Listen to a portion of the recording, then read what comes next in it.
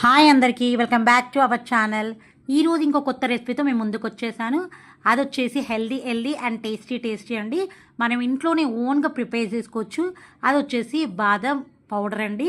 So దీనికి నేను ఏమేమి ఇంగ్రీడియంట్స్ యూజ్ చేశానంటే బాదం, పిస్తా, జీడిపప్పు, కొంచెం యాలకులు ఇది చక్కగా వేయించుకొని తర్వాత మనం మిక్సీలో దాన్ని చక్కగా మిక్సీ పట్టేసేసి ఆ మిక్సీ పట్టేటప్పుడు మాత్రం 2.5 స్పూన్ షుగర్, కొంచెం చిటికెడు పసుపు వేసేసి చక్కగా దానికి మిక్సీ పట్టుకొని మనము కొంచెం చల్లారాక జార్లో తీసుకొని పెట్టుకోవాలండి. ఇది రోజు మన మిల్క్లో ఒక 1.5 స్పూన్ పిల్లలు కల్పిస్తే చాలా బ్రెయిన్ షార్ప్ అవుతుంది.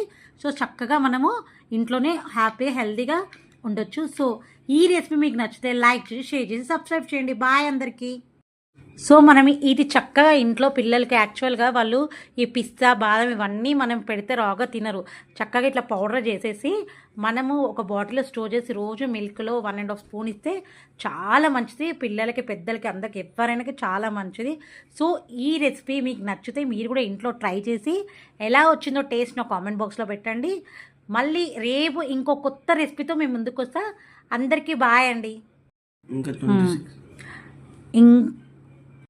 ఇది మనం కొంచెం కష్టం అనుకోకుండా ఇంట్లోనే మనం మంచిగా చక్కగా ప్రిపేర్ చేసుకొని రోజు మిల్క్లో కలిపేసి పిల్లలకి మార్నింగ్ ఇస్తే చాలా మంచిదండి హెల్త్కి. మీరు కూడా తిని రోజు డైలీగా తీసుకోండి. బాయ్.